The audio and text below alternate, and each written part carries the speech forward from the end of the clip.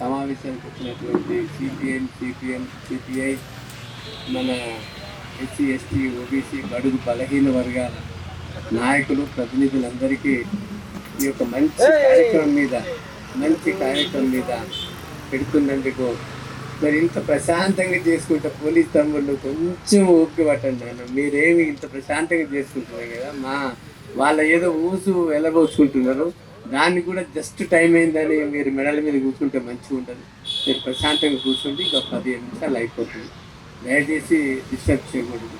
ఎందుకంటే ఇది ప్రజాస్వామ్యంలో వాళ్ళు ప్రజాస్వామ్యబద్ధంగా శాంతియుతంగా చేసుకున్న సమావేశాలకు కూడా ఈ రకంగా మరి వాళ్ళు ఉండడం అనేది మంచిది కాదు. తర్వాత ఈరోజు ఎస్ఐండ్ భూములు అని అంటే మన అందరికీ తెలుసు, భూమి అంతా భూస్వాముల చేతిలో ఉండేది. మనకు నిజాము పాలన కూడా 14 సంస్థానాలు తీసుకుంటే అందులో 12 రెడ్లై ఉండేది, ఒక వెల్మలది ఉండేది, ఒక కర్ణపొల్లది ఉండేది. లక్షల కొద్ది భూములు వాళ్ళ చేతిలో ఉంది. కాబట్టి ఈ భూములు భూస్వాముల చేతిలో ఉంది. కాబట్టి భూమి దున్నుకునే వాడిది భూమి అని ఒక కమ్యూనిస్టు సోదరులు కానీ లేకపోతే ఎంతో మంది ఏదైతే వచ్చిన దాని తర్వాత ఉద్యమాలు, మనకి నిజాం సర్కారుకు వ్యతిరేకంగా ఉద్యమాలు, తర్వాత ఎన్నో ఉద్యమాల పర్యవసానంగా మొత్తం భారతదేశంలో ల్యాండ్ రిఫార్మ్స్ యాక్ట్ వచ్చింది. Land reforms, holding and ceiling of the agriculture lands act ఎందుకు వచ్చింది? భూమి లేని పేదలకు ఏదైతే సర్ప్లస్ ల్యాండ్ ఉందో ఆ ల్యాండ్ అన్నిటినీ భూమి లేని పేదలకు, ఎస్సీ బీసీల వర్గాలకు పంచాలని యాక్ట్ వచ్చింది. యాక్ట్ చేసి దాని మీద దాదాపు 30 లక్షల ఎకరాలని సర్ప్లస్ ల్యాండ్గా నిర్ణయించిన తర్వాత దానికి ఎంతైతే సర్ప్లస్ ల్యాండ్ కావాలనో అంత సర్ప్లస్ ల్యాండ్ రాలేదు. ఎందుకంటే వాళ్ళ పాలేరుల మీద, వాళ్ళ చుట్టాల మీద, పక్కాల మీద, వాళ్ళ మైనర్లు కూడా మేజర్ అని ఒక డిఫరెంట్ ల్యాండ్ హోల్డింగ్స్ మీద దాదాపు ఒక 15 లక్షల ఎకరాలు వాళ్ళు ఉంచుకోవడం జరిగింది. ఉన్న భూమిని కూడా పేదలకు పంచడం జరగలేదు. ఆ ఉన్న భూమిని కూడా పంచిన తర్వాత ఆ ల్యాండ్ అసైన్మెంట్ యాక్ట్ 9 of 1977 కూడా దాన్ని తూట్లు పొడిచి, బొక్కలు పొడిచి, భూస్వాముల చేతిలో, అన్యక్రాంతాల చేతిలో, స్టూడియోల చేతిలో, ఇండస్ట్రీస్ చేతిలో ఎంతోమంది అన్యాక్రాంతం అయింది.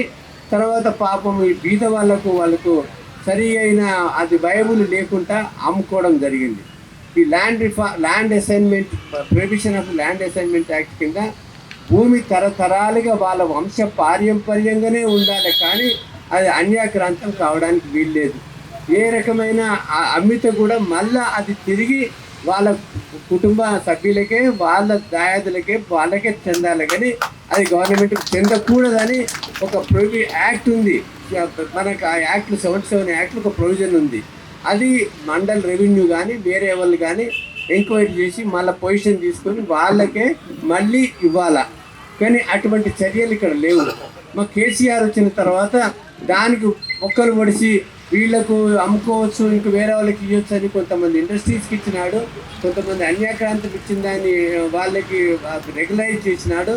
కాబట్టి నా ఉద్దేశం ఏంటంటే ఒక సమగ్రమైన ఆర్డినెన్స్ని తెచ్చి మొత్తం ల్యాండ్ రిఫార్మ్స్ కింద ఎన్ని లక్షల ఎకరాలు ఈ సర్ప్లస్ ల్యాండ్ అయిందో ఆ అన్ని లక్షల ఎకరాలని ఎంతమందికి పంచినారో, ఇంకా ఎంత మిగులు ఉందో, ఈ పంచిన భూమి కూడా ఎంత అన్యాక్రాంతమైందో ఒక ఆర్డినెన్స్ తెచ్చి, ఒక సమగ్రమైన చట్టాన్ని తెచ్చి, ఒక గ్రామ లెవెల్లో, మండల్ లెవెల్లో, జిల్లా లెవెల్లో, స్టేట్ వేసి మొత్తం ఆ సర్ప్లస్ ల్యాండ్ని తీసి మళ్ళా అన్యాక్రాంతమైన భూమిని ఎవరికైతే అసైన్మెంట్ చేసినారో వాళ్ళకే ఇవ్వాలా.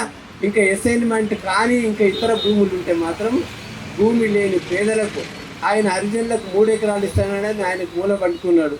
తర్వాత ఈ కాంగ్రెస్ గవర్నమెంట్ ఇవన్నీ వచ్చిన తర్వాత మేము ప్రజా సంక్షేమం గురించి చేస్తామని ఇప్పుడు ఈ గవర్నమెంట్ వచ్చిన తర్వాత చెప్తాను. ఇప్పుడు దాదాపు 73 కార్పొరేషన్లకు వెళ్ళి కార్పొరేషన్లు కానీ ప్రమోషన్స్ కానీ వేస్తే అందులో 80% పోస్టులు వాళ్ళకే ఇచ్చుకున్నాడు. ఇప్పుడు ఎస్సీ ఎస్టీలకు రాజ్యాంగం ప్రకారం విద్యా ఉద్యోగాల్లో వాళ్ళకి జనాభా ప్రాతిపదికన రిజర్వేషన్స్ వస్తుంది. కానీ ఈ యొక్క కార్పొరేషన్లలో ఈ యొక్క మనం ఏదైతే మనం అపాయింట్మెంట్ నీ చేతిలో ఉన్నదో అది నువ్వు బీసీలకు ఇస్తలేవు, ఎస్సీలకు కూడా వాళ్ళు ప్రపోర్షనేట్గా ఇస్తలేవు. అంటే మా హక్కుని మీరు హరించి మీ చేతిలో పెట్టుకుంటున్నారు. ఈ వ్యాపారం ఎందుకంటే రాజకీయం ఒక వ్యాపారం కాబట్టి ఏదో పదవి ఉంటే దండుకుంటాడు, దోచుకుంటాడు, దాచుకుంటాడు. ఈ బీదోళ్ళు బీదనే ఉండాలి, ఉన్నోళ్ళు ఇంకా పెరిగిపోవాలనే ఒకటే లక్ష్యం పెట్టుకొని ఈ రాజకీయ పార్టీలు పనిచేస్తున్నాయి. కానీ నిజంగా రాజ్యాంగబద్ధంగా వాళ్ళు తెచ్చిన చట్టాలను కూడా మనకు అమలు చేయకుండా ఈ రకంగా మెదులుతూ ఉన్నారు. ఫర్ ఎగ్జాంపుల్ మొన్ననే కొన్ని ఇప్పుడు ఎస్సీ ఎస్టీలు బీసీ బలహీన వర్గాల వాళ్ళే పోలీస్ అట్రాసిటీస్ని ఏదైనా కంప్లైంట్ చేయడానికి ఒక ట్రిబ్యునల్ ఉంది. దాన్ని కూడా ఒక ఆంధ్ర ఒక బాపనైనా తీసుకొచ్చి ఆ కమిషన్ చైర్మన్ చేస్తాడు, కానీ ఇక్కడ ఉన్న ఎస్సీ ఎస్టీ బీసీలకి ఆ కమిషన్ చైర్మన్ చేయడు. మొన్నటి వరకు రేరాగా ఉన్న చైర్మన్ని అక్కడ వైస్ చైర్మన్ రెడ్డి, ఇద్దరు రెడ్డిలను ఏర్పాటు చేసి లోకాయుక్త రాగానే మళ్ళీ ఆ రెడ్డిని తీసుకొచ్చి లోకాయుక్తకి ఇస్తాం. దాని తర్వాత హ్యూమన్ రైట్స్ కమిషన్. అంటే ఎస్సీ ఎస్టీ బీసీల కంటే పాలనలో భాగస్వామ్యం లేదా?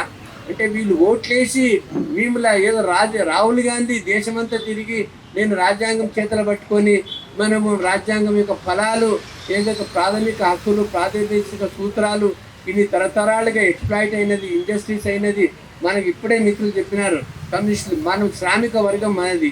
ఈ దేశ సంపదను సృష్టించేది బీసీ ఎస్సీ ఎస్టీ బలహీన వర్గాల వారు.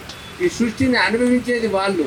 ఇప్పటికైనా ఈ ప్రజాస్వామ్యంలో, ఈ డెమోక్రసీలో అందరికీ ప్రాతినిధ్యం లేకపోతే ఇక్కడ మాత్రము అశాంతి, లేకపోతే సివిల్ వారు, అంతర్గత యుద్ధాలు వస్తాయి. మీరు భద్రంగా ఉండరు. శాంతిగా ఉండాలంటే మా హక్కు మాకు పంచాలని మేము డిమాండ్ చేస్తూ ఉన్నాము. నమస్కారం. చివరిగా